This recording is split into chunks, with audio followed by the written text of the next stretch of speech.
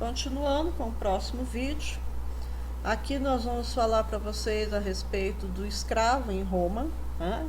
Peguei a imagem do gladiador porque muita gente não sabe disso, mas o gladiador ele era um escravo, né?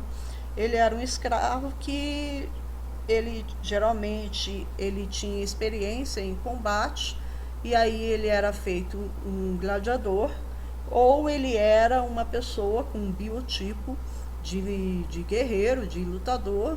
Depois ele era levado, depois de ser comprado, ele era levado para uma escola que existia em Carnatum, tá? Que seria hoje uma parte, uma região da Áustria, e lá ele era treinado, ele recebia treinamento para ser um gladiador. Tá? E aí depois ele começava a perambular pelo Império Romano, não sozinho, né? Ele era um escravo, então ele ia com seu senhor, e eles perambulavam pelo Império, praticando as lutas, né? Nas arenas. A luta ela era vida ou morte, tá? Ela era de vida ou morte, então o gladiador ele podia morrer ou ele podia se tornar uma pessoa extremamente capaz, vencedora, e se tornar um campeão. E havia a possibilidade, por exemplo, dos campeões que se destacavam acabar conquistando a sua liberdade, tá? Outro tipo de escravo em Roma era o prisioneiro de guerra, e no começo o endividado, tá? Depois, conforme os plebeus foram conquistando aqueles direitos que eu falei para vocês, uma das leis que foram criadas, que beneficiou os plebeus, era o fim da escravidão por dívidas. Aí passou a ser só aquela pessoa, quem virava escravo depois disso? Só o prisioneiro de guerra ou o filho de escravo também era um escravo, tá? Ser escravo em Roma. Vindos do comércio com as províncias e da guerra de conquista, a mão de obra escrava tornou-se a principal fonte de riqueza de Roma. O comércio de escravos, gente, passou a ser a principal fonte de riqueza de Roma. Mas não só o comércio, mas o fato do trabalho do escravo. Né? O trabalho do escravo proporcionou uma riqueza muito grande para os romanos, porque com muitos escravos a produção aumentou e eles passaram a acumular riquezas, tá? Gregos e romanos tentaram justificar a escravidão, afirmando que o escravo era naturalmente inferior. Então, havia sido perguntado isso para os gregos e para os romanos, se eles achavam justo uma pessoa ser escravizada, e eles começaram a desenvolver uma série de teorias que se fundamentava nessa ideia de que o escravo ele era naturalmente inferior ao seu senhor, então, portanto, ele merecia ser escravizado. Né? Só que essa teoria, muitas das vezes, ela foi contraditória, porque muitos escravos se destacavam no ensino. Haviam escravos que eram professores, tá? Haviam escravos que trabalhavam como secretários de seus senhores, escravos que ajudavam até mesmo senadores, imperadores até a governar, né? Sabiam fazer cálculos, sabiam fazer registros. Então, como explicar que essa pessoa que trabalhava no mesmo nível que o seu senhor era inferior a ele? Tá? Então, isso era bem contraditório, que contrariava muitas das vezes o que eles tentavam justificar. Os castigos e abusos corporais eram uma condição da escravidão. Então, no momento que a pessoa virava escrava, ela passava a ser considerada uma coisa animada, um objeto animado que o seu senhor podia dispor dele conforme bem entendesse, tá? Então, isso fazia com que o senhor, por exemplo, né, praticasse castigos e vários outros tipos de punições, tá? Inclusive, por exemplo, deixar sem comer. Aí vocês estão vendo os escravos chegando em Roma, tá? Eles não andavam o tempo todo assim, acorrentados.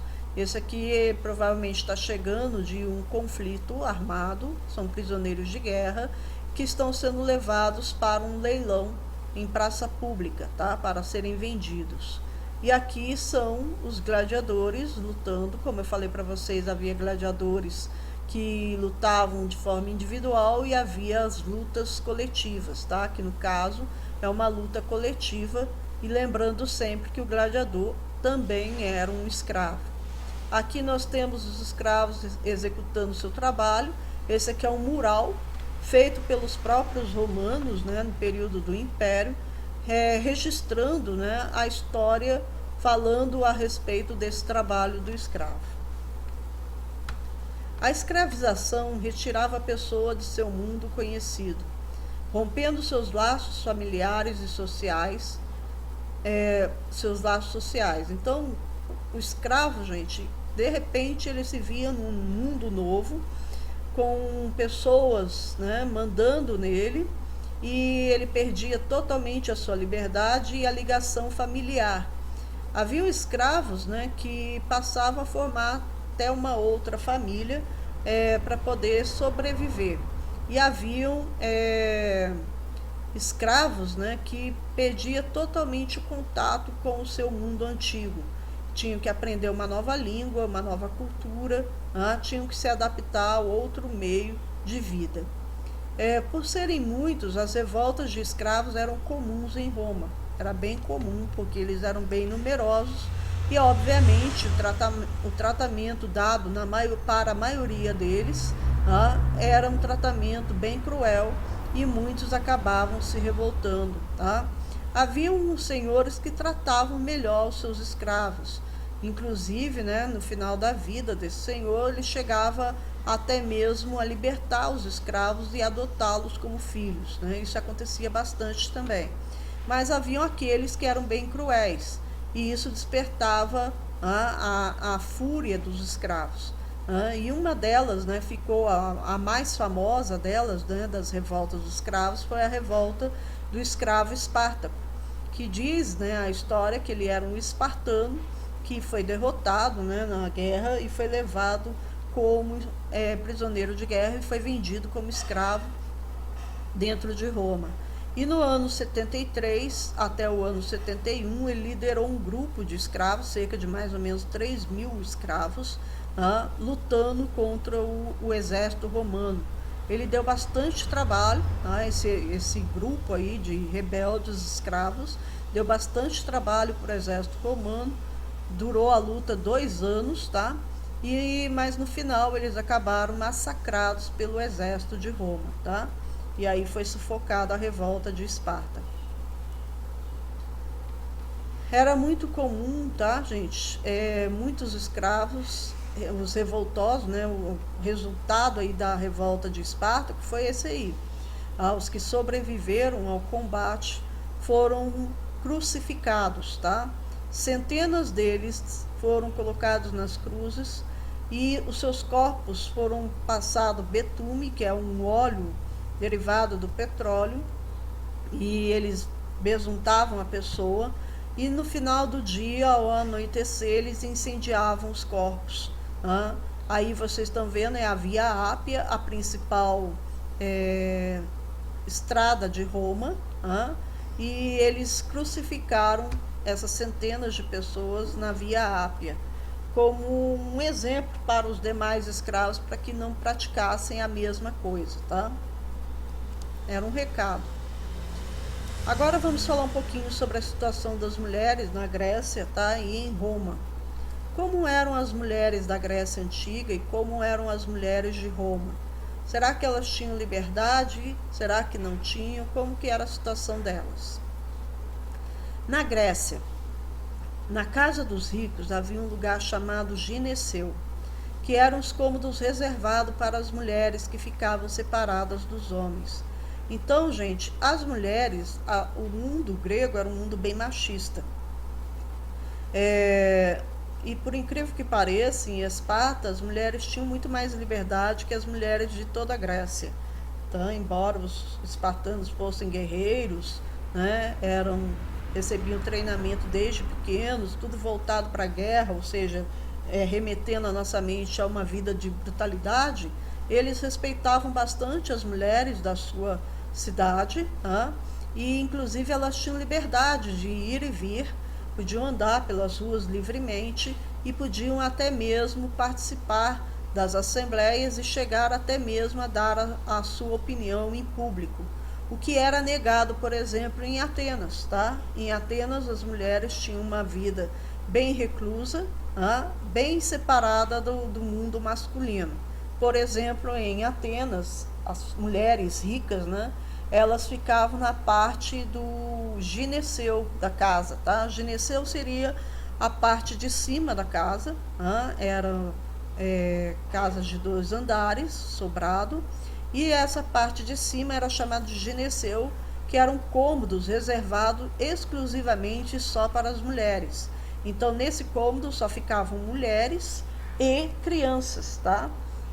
Elas ficavam separadas dos homens. Não é que elas nunca se encontravam com os homens, se encontravam, mas no dia a dia, no cotidiano, o mais comum ela era ficar nesses cômodos, tá? Depois da primeira infância, as meninas tinham pouco contato com os meninos.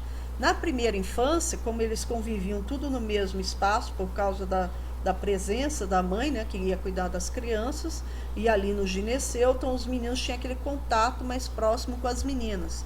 Depois dessa primeira infância, por volta já de 7, 8 anos, os meninos já iam para a escola, que era uma escola separada das meninas. As meninas também frequentavam a escola, só que de forma separada, e quando retornavam para casa, os meninos já ficavam com os homens adultos e as meninas com as mulheres, tá? Eram educadas para serem esposas e mães. Então as meninas, as ricas, tá? Elas recebiam educação, aprendiam a ler, escrever, decoravam poemas, recitavam poemas, aprendiam música, tocar instrumentos, mas, tá, principal objetivo da educação passava a ser dado pela mãe, que era de formar essa menina em futuras esposas, boas esposas e mães, tá? E uma excelente dona de casa. Então ela aprendia também a tecer, ela aprendia a cozinhar, ela aprendia a administrar a casa, não que ela fosse cumprir com essas obrigações. O tecer era normal, tá? Toda mulher fazia tecelagem. Porém, gente, cozinhar, fazer a limpeza da casa, se ela fosse uma mulher rica, isso não acontecia. Os próprios escravos, servos que faziam. Mas ela tinha que saber administrar, ela tinha que ter conhecimento de como se fazia as coisas para ela poder administrar, tá? Na adolescência, as meninas começavam a participar de cerimônias que a preparavam para o casamento. Então ela já começava a ser preparada para o casamento. O casamento não era a escolha dela, tá? O casamento era a escolha do pai, tá? O pai que escolhia o futuro noivo da filha, o futuro esposo. Bom, e ela tinha que aceitar, não tinha escolha. Aqui é a casa que eu falei para vocês, né, de um grego rico. Essa que é a parte do gineceu, que ficava no andar de cima. E aqui nós vamos ter a despensa, onde eles guardavam os alimentos, a casa de banho, né, o local onde eles se banhavam, e aqui seria um pátio ao ar livre, né? E aqui o andron. O andron seria uma sala de estar, onde os homens frequentavam, era um ambiente masculino, e ali eles recebiam também visitas, tá? E aqui a cozinha, ó, embaixo do gineceu. Aqui nós temos esse ambiente, para vocês poderem ver, que é o ambiente do gineceu. As mulheres fazendo as suas práticas normais, tecendo, né? Cuidando das crianças, né? Brincando com elas, educando e tudo mais, cuidando da beleza. Isso aí é um ambiente totalmente feminino, os homens não iam lá. E em Roma? Em Roma nunca foram consideradas cidadãs as mulheres, mas não eram tão isoladas da vida masculina quanto gregas, tá? Quanto as gregas. Ou seja, as mulheres romanas, embora não não tivessem direitos de cidadania, elas não tinham uma vida tão isolada quanto a dos homens. Elas tinham uma vida mais social, elas podiam inclusive sair, né, perambular pelas ruas, ir para o comércio, né, fazer suas compras, sem uma presença masculina, tá? O que não acontecia, por exemplo, em Atenas. Elas tinham que frequentar o espaço aberto, né? Ela tinha que ir para o comércio sempre com a companhia de um homem. No caso das romanas, elas tinham mais liberdade. Elas podiam ser instruídas, também recebiam educação, tá? Inclusive algumas com uma educação bem aprimorada, podiam participar de campanhas eleitorais, ou seja, podiam auxiliar os homens, né, nas disputas eleitorais, e inclusive podiam até mesmo escrever poesias e divulgá-las, tá? Então elas tinham maior liberdade, como eu falei para vocês. Aí as diferenças entre as mulheres gregas, né, e as mulheres romanas. As gregas, tá? Educação. Educadas pelas mulheres mais velhas da família, aprendiam a ler, escrever, calcular, tecer e cozinhar. Casamento. As mulheres gregas não poderiam escolher seus maridos. Todas as questões do lar eram decididas pelos homens, tá? Então, no lar, quem tomava todas as decisões, o que o filho vai fazer, com quem a filha vai casar, era o homem quem decidia. Atividades públicas, frequentavam os banhos, festas religiosas ou teatro, desde que estivessem acompanhadas de uma figura masculina, ou o filho mais velho, ou um escravo, ou o próprio marido, ou pai, ou irmão, tá? Na religião, podiam frequentar os santuários, desde que estivessem acompanhadas também. Um grande número de divindades femininas na religião grega. Então, na crença dos gregos, eles não eliminaram a figura feminina. Então, eles tinham deusas, tá, que eles cultuavam: Atenas, Afrodite, Hera, e vai por aí afora. Cidadania. Não eram considerados cidadãs, portanto eram excluídas da política. Não podiam participar, né? Em Atenas não podiam nem abrir a boca, não eram nem aceitas na assembleia, tá? Só lá em Esparta, como eu falei para vocês. Mulheres romanas. Na educação. As mais ricas eram educadas junto com outros homens, ou seja, frequentavam as escolas junto com os meninos, aprendiam música, dança, tarefas domésticas como tecer, fiar, administrar os escravos da casa e orçamento familiar.